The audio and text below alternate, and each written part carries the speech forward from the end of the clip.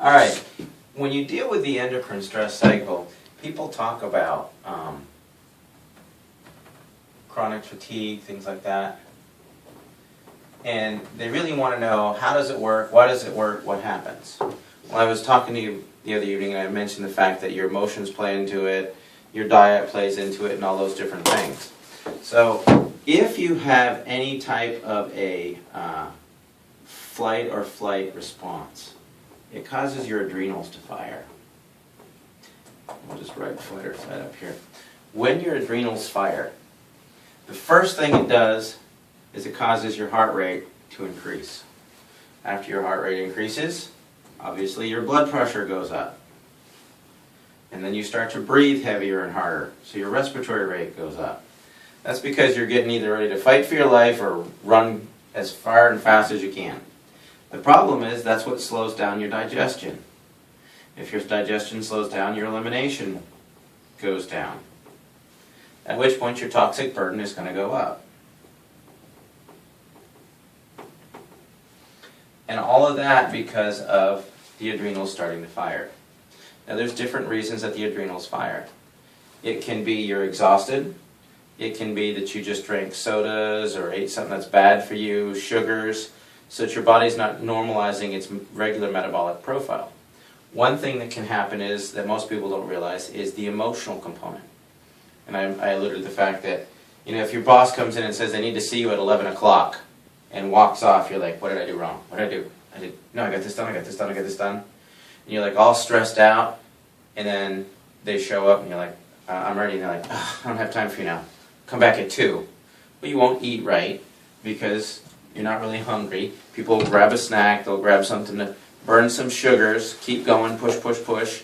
A lot of people will do coffees, caffeine, 5-hour energies. They'll get their sodas. And then you show up at 2 o'clock and your boss gives you a raise. Well, that whole time you've been in fight or flight, all these things have been programs that are running in your body that you're not even really necessarily aware of. So here is a really basic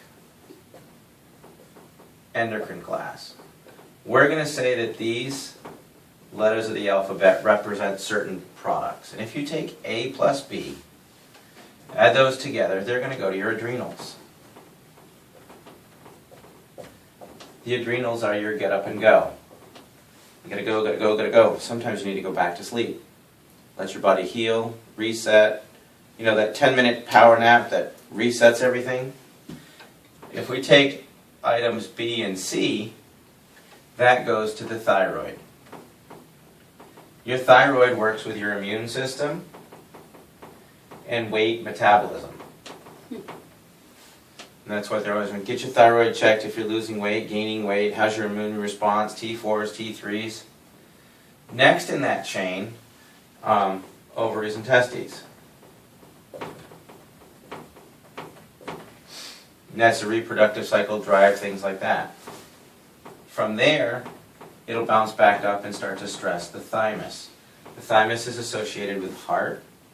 And this is where people will get levels of anxiety, stress, shortness of breath. The heart might flutter. Different things like that. These are regulated predominantly by the pituitary. That's the switchboard operator. When it becomes too backed up, too stressed out, it goes and it'll start to tax the pineal gland, which is basic brain function. And if it's not working right or it becomes stressed, you end up with brain fog. So, here's what happens with a lot of people. They go, go, go, go, go, their adrenals become fatigued, they start to gain weight, and then, for women, their cycles become irregular, they have more than they should, it's longer than it should, they may miss one altogether. Men, their sex drive drops, their ambition drops, they start gaining more and more weight. Then the heart gets all stressed out, they have anxiety, panic attacks, the heart starts to flutter, they can't catch their breath, the pituitary becomes stressed and nothing is regulating the way that it should, and it's like, hi, my name is Dr. Michael, sorry. You know the answer, it just takes you a while to get to it.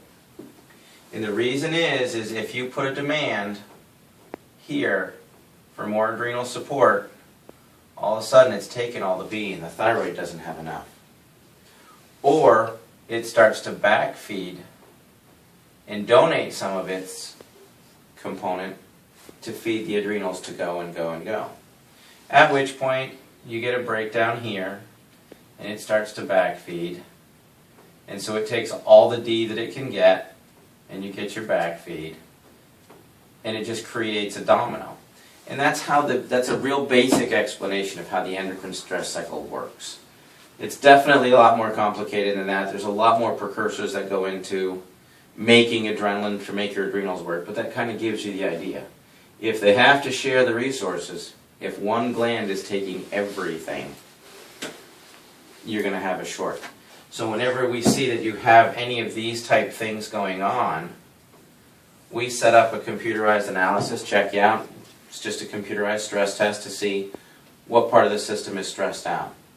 We support the adrenals, we start to rebuild the thyroid. If the thyroid's hyperactive, we work on working with the other organs, the thymus, for the anxiety, the stress, the panic, things like that.